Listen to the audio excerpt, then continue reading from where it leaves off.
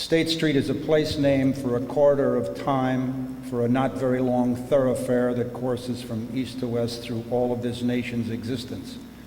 It's a grand avenue of illustrious function, handsome and wide, and in some places not so wide, with a moderately steep incline that crests at the plain over which the city would move westward. It's a street that has known glory and tragedy and disarray and disrepute, and in our contemporary moment it has become elegant. It is a street of money and politics and newspapers and power. It has been at the epicenter of every social level of life in the city, and it infects the imagination of anyone who ventures to write about our history. I can only begin here today to suggest the variety of life that has peopled this most significant street for 3 centuries. I'll begin with, why not, George Washington, a frequent Albany visitor who, by local legend, which may or may not be true, but fiction isn't true either, yet I usually believe it, who, as I say, is on State Street being godfather not to the nation, but to the infant daughter of Revolutionary War General Philip Schuyler, a premier citizen of Albany. It is March the 4th, 1781, 5 months before the final battle at Yorktown, and Washington is doing his godfathering at the Reformed Dutch Church on Yonkers Street, which is what the Dutch then called State Street, where it intersected with Market Street, which is what the Dutch then called Broadway. 7 years later, August 8, 1788, General Schuyler, on horseback, is leading a parade up State Street in a baptism of a different order. The celebration of New York State's ratification of the brand new U.S. Constitution. A parchment copy of the document is borne on a staff the general holds aloft as he rides. Much of the population follows up State Street behind him. Guns are fired in patriotic salute, and the parade ends in a grand and festive feast, which one historian notes was accompanied by his American cheer. And we know what that is.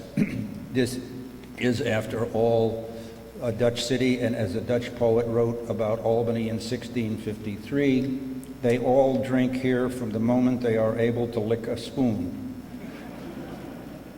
I must add that some of that drinking, I think, was done because the children were fed beer because the water wasn't any good. The following year, 1789, came in with a deep freeze, 24 below zero the day after New Year's. This was the year that Albany decided to consolidate its dead, and from here forward, the Presbyterian, Episcopal, Lutheran, Dutch, and German Reformed churches, whose faithful departed were scattered in churchyards all over the center of town, would share a cemetery on State Street's Plateau. They would, that is, until they were removed once again to the New Albany Rural Cemetery as the living reclaimed this prime turf.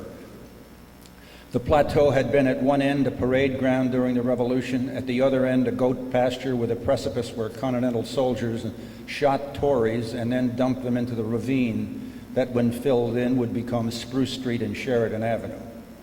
The Plateau was also where Albany's Negroes celebrated their Pinkster Fest, a wild week-long revel that began every year after Whit Sunday and was named for the pink flowers that grew there so abundantly. In 1790, State was called Prince Street, but the New Americans had little use for anything English or royal, and they changed the name to Deer Street, as they changed Duke Street to Eagle and Queen to Elk.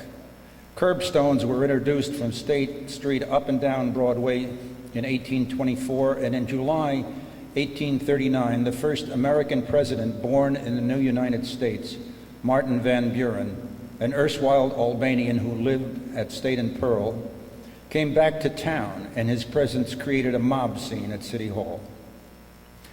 The last ice on the Hudson River went out on March 29th that year, and you could see it go from the bridge at the foot of State that led to the city's major pier. In August of 1840, that bridge would collapse from excess weight, and 21 people in the crowd watching an insane man flee custody would fall into the river and drown. The building of rounded facade at State and Broadway's northwest corner, starting in the 1830s, was a showplace called a museum, and for decades it offered theatrics and oddities to Albanians. Daniel Quinn, hero and narrator of Quinn's book, noted its curiosities when in 1850 he entered to try out for a singing part in a musical. He saw a rhinoceros purportedly shot by Benjamin Franklin, a living Chinese torso without arms or legs, a wax effigy of the last man legally hanged in Albany, and the unique 140-pound Amazonian rat stuffed.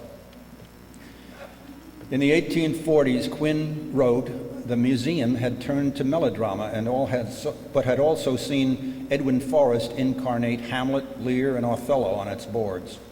Several live horse dramas gained popularity on its stage, but were all eclipsed by the success of Magdalena Colon's sensational dancing, the spider dance, in which she shook off an attack of imaginary spiders climbing her skirts and bodice, and in so doing, revealed more flesh than was generally provided to Americans outside of brothels.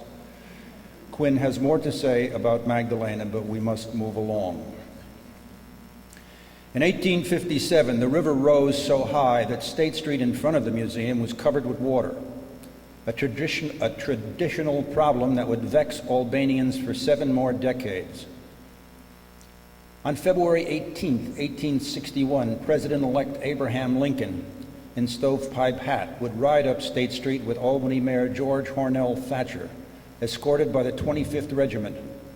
Henry Burns, a Civil War veteran, heard someone on the street say as the president passed, "That Negro lover will never get to the executive mansion." That was the governor's residence and Lincoln's destination. Burns then saw a big, burly fellow, one of the Mullen boys, hit the president's critic, knock him down, and bloody his face. Lincoln doffed his hat, stood and waved to the mob, and Burns said, "I thought him the tallest man I ever saw, and he didn't seem homely to me." At State and Broadway, the actor John Wilkes Booth also watched the president's procession.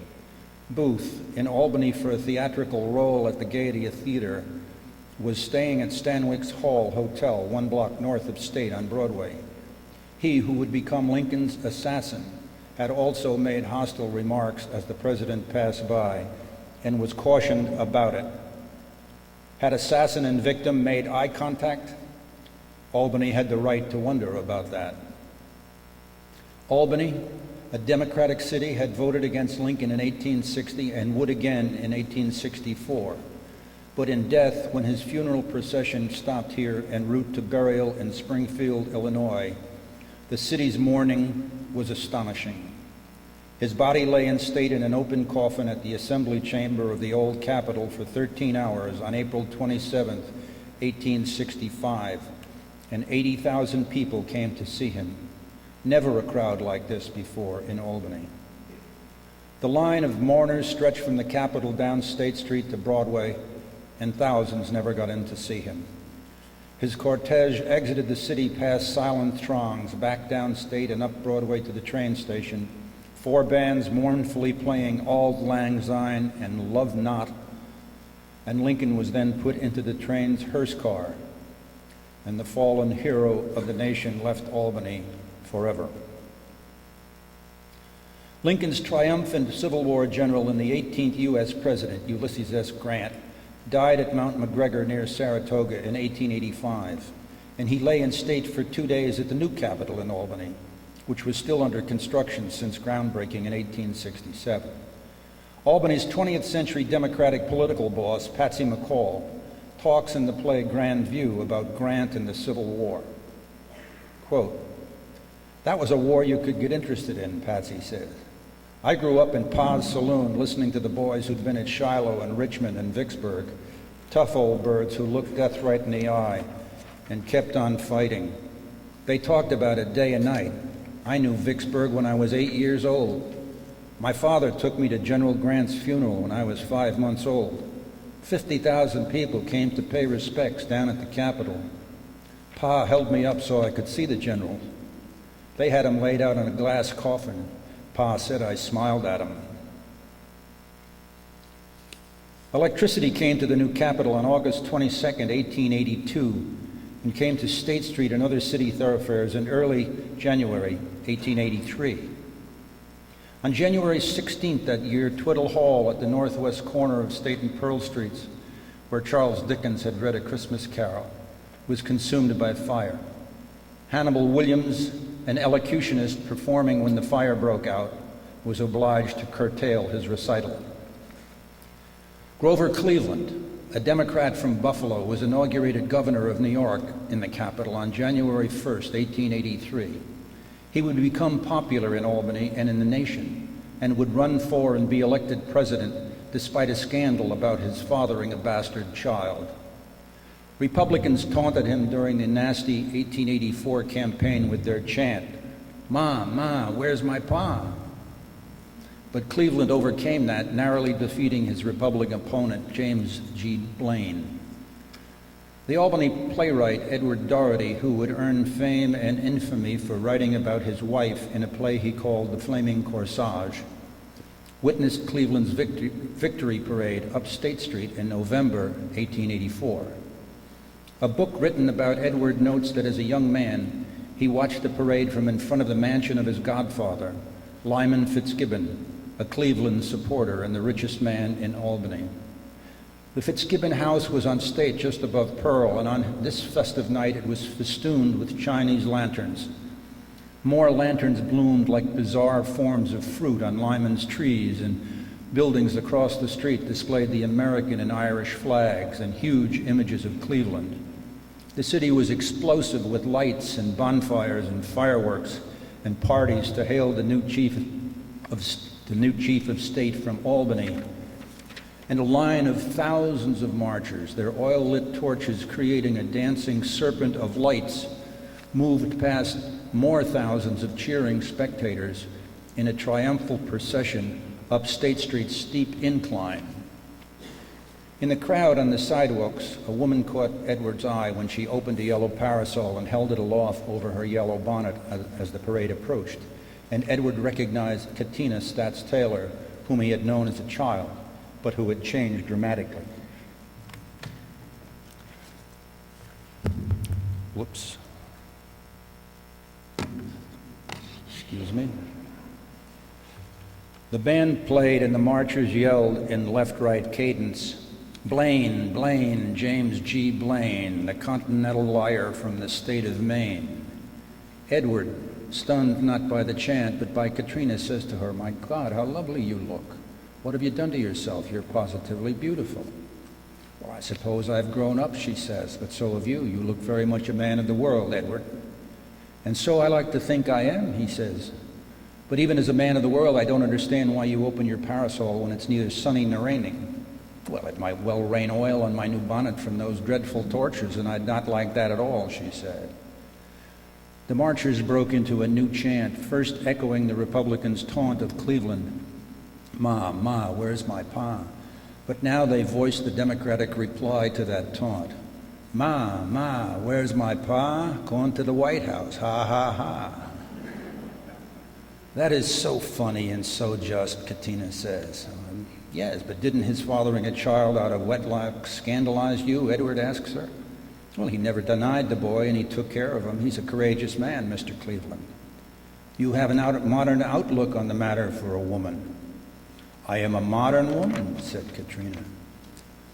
And then she and Edward watched the paraders march up to Capitol Park, where President-elect Cleveland, bathed in the bright new electric light, waves down at them from his executive chamber.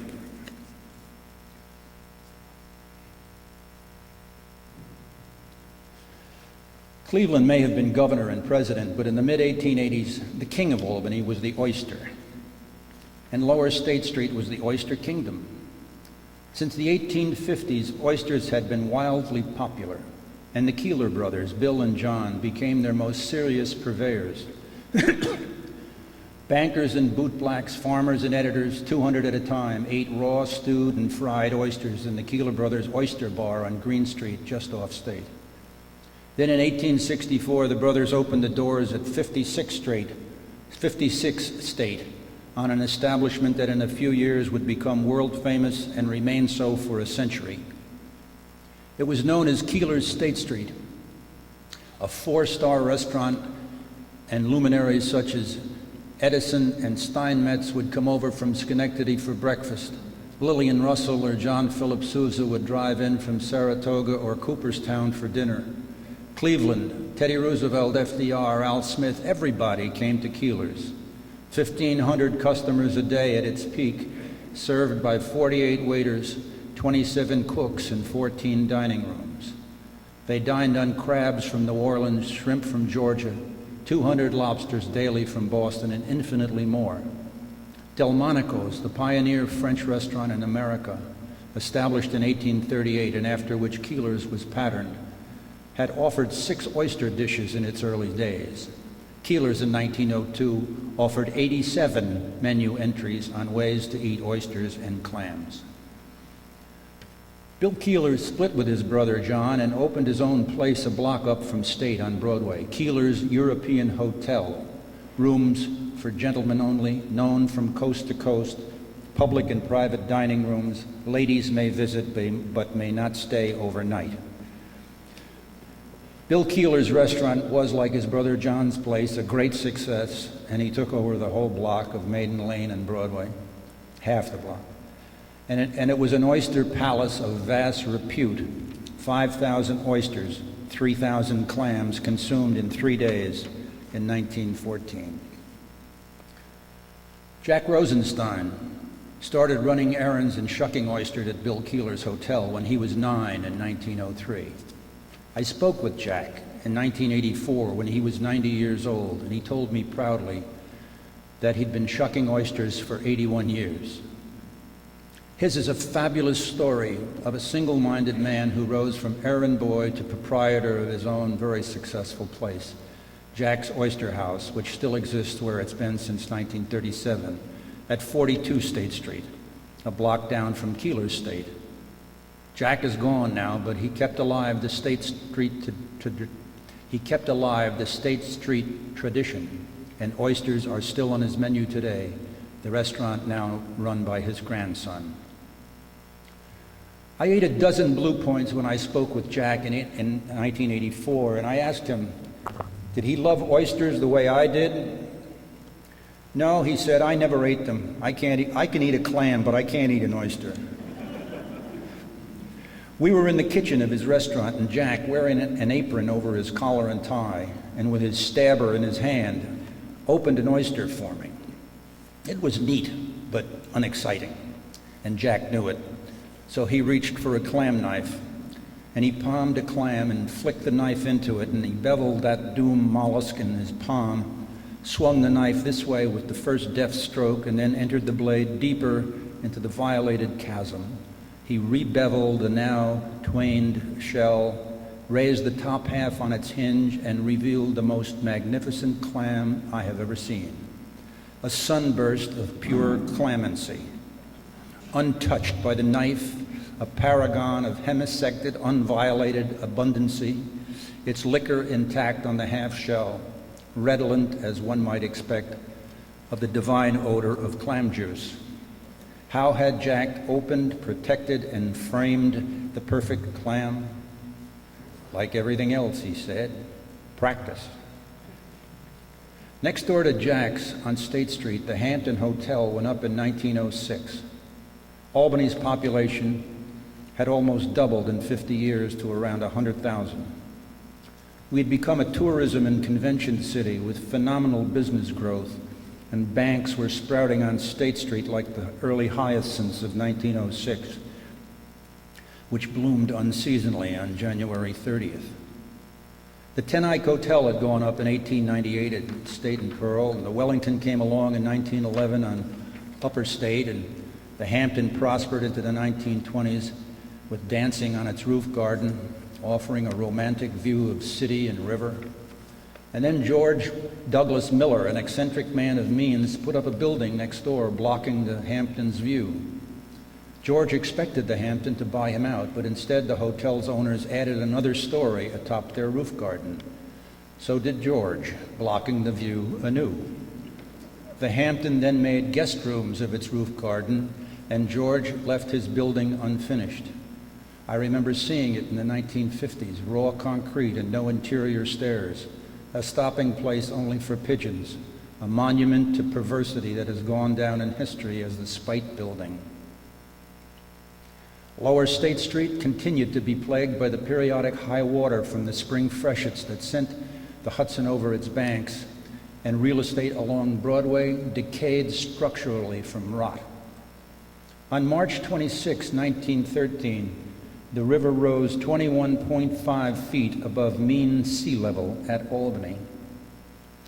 All electric power went out, factories closed, trolleys and elevators stopped running.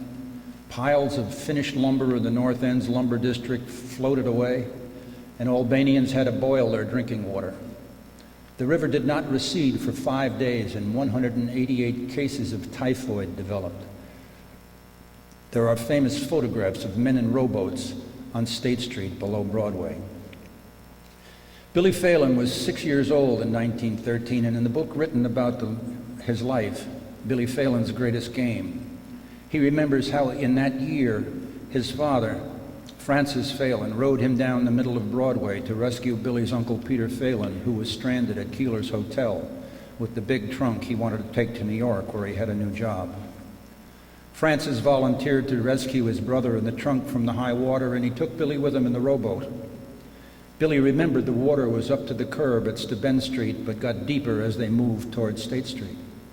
They were one of a dozen boats rowing around Broadway, a new kind of urban traffic, and Billy remembered his father in his cap and heavy knit sweater and gloves rowing down the canyon of buildings.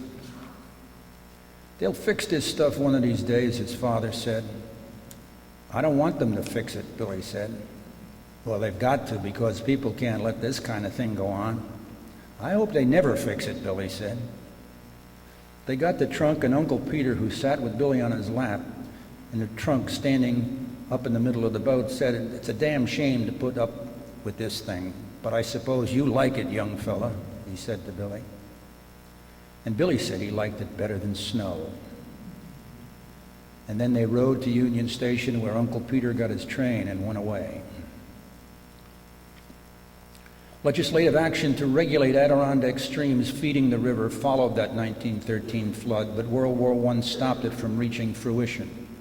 Not until 1927 did the state get serious about creating the Sacandaga Reservoir, 29 miles long, with an earth dam 100 feet high at the confluence of the Sacandaga and Hudson rivers.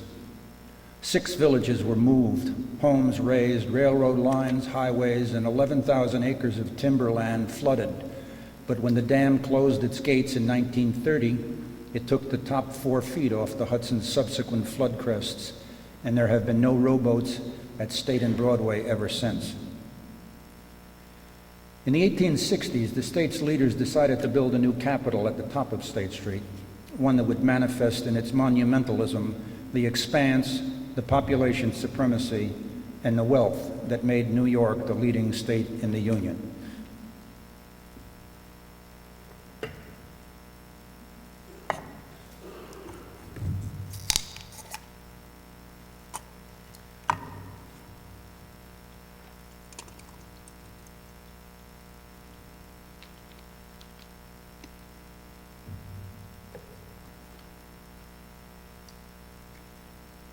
Excuse me, scratchiness in the throat. I'll read that again. They decided to build a new capitol at the top of State Street, one that would manifest in its monumentalism the expanse, the population supremacy, and the wealth that made New York the leading state in the Union. And this did come to pass. The massive capitol was the most expensive building ever built on the American continent. $25 million when it was declared finished in 1899, though it is still not finished today. And it loomed up on the hilltop like Franz Kafka's castle, radiating the multiple meanings of lawmaking and political debate in its complex and gorgeous designs, an artistic wonder suggesting the desirability of an enduring quest for grace and glory by the people and by their representatives before the law.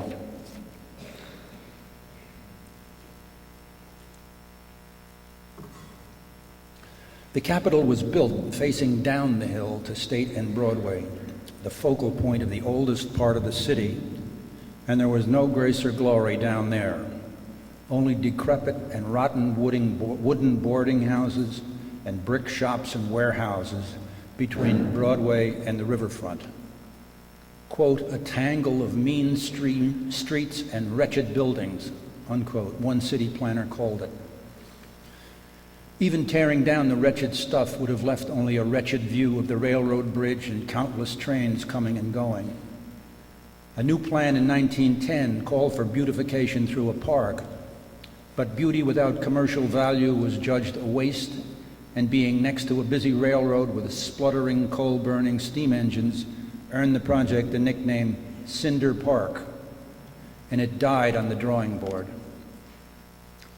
Billy Barnes, publisher of the Albany Evening Journal, offices on the north side of State above Broadway, a power in state and national Republican Party politics and Albany's political boss since 1899, was under serious attack for graft and vice in the city.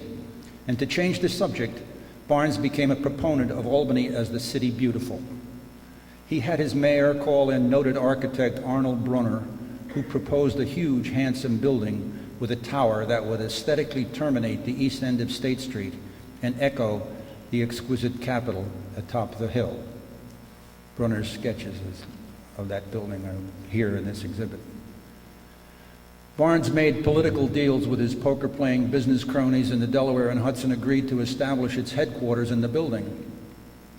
Designed from Brunner's plan by our preeminent 20th century architect Marcus T. Reynolds, the building was built between 1914 and 1916, patterned on the Cloth Hall at Ypres, Belgium, a noble structure built in the year 1200.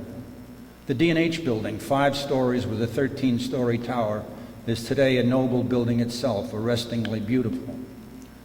50 worthless buildings were razed to make way for it, and State Street was at last done with wretchedness. Billy Barnes ran Albany for 2 decades, but he caught perpetual hell from the press and from Democratic politicians who derided Albany as a moral slum. One newsman wrote in 1913 that 1,200 prostitutes worked the city's Tenderloin, 400 as streetwalkers. Barnes' aides were quoted as saying, "Look at the money it brings into Albany." And shopkeepers argued that the ladies of the evening were their best customers. To be fair to Barnes, nothing changed when the Democrats took City Hall away from him in 1921, except that the name Tenderloin evolved to become the Gut. Not a plus fact for change. Green Street, which still begins at State and runs south, remained our boulevard of bluest dreams, offering every facet of the sporting life: billiards, pool, bowling, card games, gambling parlors, dance halls, brothels, nightclubs, countless saloons. Consider an early morning in October 1938, a peak year for Albany's sporting life, at the Downtown Health and Amusement Club at 57 State Street, the city's only 24-hour pool and bowling emporium. No women, no mixed leagues, please. Beer on tap till 4 a.m., no whiskey on premises. It is 2 a.m. and we are on the second floor to where these bowling alleys had been moved from Broadway to get them away from the high water. Billy Phelan is bowling against one of Albany's best bowlers, Scotty Streck, in a $200 match, and Billy is hot. 9 strikes in a row, moving toward a perfect game, and Scotty is unhappy. The spectators are sitting among unswept papers, dust, and cigar butts, bathing in the raw incandescence of naked bulbs, surrounded by spittoons, a nocturnal bunch in shirt sleeves and baggy clothes, their hands full of meaningful drink, fixated on an ancient game with origins in Christian ritual, a game brought to this city centuries ago by nameless old Dutchmen, and now a captive of the indoor sports of the city. The game abided in such windowless, smoky lofts as this one, which smelled of beer, cigar smoke, and alley wax, an unhealthy ambience which nevertheless nourished exquisite nighttime skills. This game, this place, this crowd put a young man like Billy to the test, to refine a breed, enforce a code, and deliver into the city's life a man worthy of functioning in this age of nocturnal supremacy. Men like Billy Phelan, forged in the brass of Broadway, send in the time of their splendor telegraphic statements of mission. I, you bums, am a winner. And that message dooms the faint-hearted Scotties of the night who must sludge along, never knowing how it feels to spill over with the small change of sassiness, how it feels to leave the spillover there on the floor. More where that came from, pal. Leave it for the sweeper. Billy throws his 10th straight strike, and Scotty, no sport, tries to hex him. The hex fails, and he's called on it. Billy rolls his 11th strike, finishes with 299, 1 pin shy of a perfect game, and he wins the match. From the tension of loss and from the public shame at trying to hex Billy, Scotty suffers a heart attack, doubles up, and dies on the floor. Billy remarks, "I never bowled a guy to death before." A kidnapping will take place later on this early morning, a major political event in the city, and the victim and one of the kidnappers will both have been present at this match. But for those details, you will have to read Billy's biography, which again is called Billy Phelan's Greatest Game.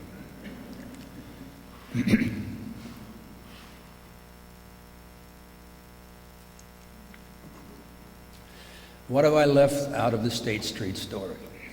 Uncountable merchants, politicians, industrialists, statesmen, clergymen, saleswomen, actresses, waitresses, cops, gamblers, laborers, haberdashers, clothiers, who abounded on State Street. The French weaver, State above Pearl, North Side, who would mend by weaving that tear in your best suit so you'd never know it had happened. Whatever happened to that profession? And the hip hip hooray girls, burlesque troopers from the Empire Theater across the street, who in 1916 drew a crowd of 10,000 by dancing with patriotic scantiness on a platform at State and Chapel Streets to raise money in the wartime Liberty Loan Campaign. And the parades that always came down State Street on Memorial Day and the 4th of July and St. Patrick's Day, with our perennial mayor, Erastus Corning, who was Irish only by osmosis, leading the Irish marchers, and all the military parades that State Street saw. Albany men and boys going to the Civil War, Spanish-American War, World War I, World War II. On February 15, 1898, Albanians were shocked to read that the battleship Maine was blown up in Havana Harbor, and an Albany man, Charles Dwight Sigsbee, was the ship's captain. Albanians caught the war fever, and in late April, newspapers had extras on the street, and people were packed around the bulletin board at Billy Barnes's Evening Journal on State Street, avidly following the news.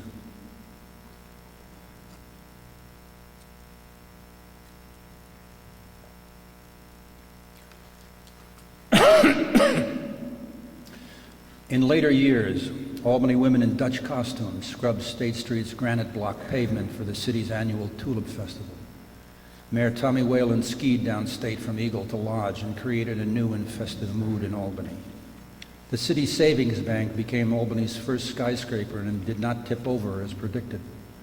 The Elks Club on Upper State Street, South Side, became unofficial headquarters of the Democratic Party, and men dropped their membership in other clubs to join the Elks, for where else could you hang out at the bar with the legendary Patsy McCall, Democratic boss of Albany? Roscoe Conway, secretary of the party and the second most powerful Democrat in town after Patsy, was in the Elks Club often, perhaps playing pinochle with Albany's famous gangster Jack Legs Diamond, or monitoring the annual parade of city and county employees who dropped by with envelopes containing 3% of their annual salary, the mandatory dues for anybody who held a political job in this town. There is a book about the life of Roscoe Conway entitled Roscoe, and in it you can see Roscoe at morning coming out of the Ten Eyck Hotel where he lives, asking hotel doorman Wally Condon for his report on the state of Albany, and Wally tells him, "It's going to hell, Roscoe, be there by noon." Roscoe walks to the corner of State and Chapel Streets, and waiting for his ride, he watches the city going to work. Ikey Finkel, the 50-year-old newsboy hawking the Morning Times Union with his robotic call, "Morning pape, morning pape." Jewelers, tailors, cafeteria workers, cigar dealers, insurance brokers, raising their shades, lowering their awnings, sweeping their sidewalks, washing their windows, stacking magazines, all dressing their corner of the universe for another day of significant puttering. Roscoe sees lights on in Malley's across the street, begun by the Malley brothers as a saloon, then a speakeasy, now grown into a major restaurant. And there comes Jake Berman up Pearl Street from the South End on his way to his Sheridan Avenue law office, where with staunch backbone he defends for pennies every socialist caught in the hostile legal system. Admirable penury. And Morgan Hillis going into the State Bank, a man born with an outdoor privy, now a vice president handling Democratic Party accounts in the modest millions. And Glenda Barry, manicurist at the Ten Eyck Barbershop, who, when she cuts your cuticles, wears a white, freshly starched, skin-tight, wraparound smock, removable for special occasions. And here, coming down State Street with that aggressive stride of his, Marcus Gorman, the criminal lawyer who one-legs diamonds 2 acquittals and never got a nickel for it. Does Roscoe know everybody in town? He seems to, and he seems to love that. It's a form of power, of behavioral delight. Roscoe feels he owns State Street, and actually he does, as much as anybody can own a public place. He knows it for what it was and what it is. After all, he lives on the street, and as a political leader of great power, he has a hand in its destiny. Roscoe, as you will discover when you read his book, is a romantic, a man very capable of love. But can anybody love a street? Roscoe, standing on State Street in the morning sunlight, thinks it's possible. Thank you very much.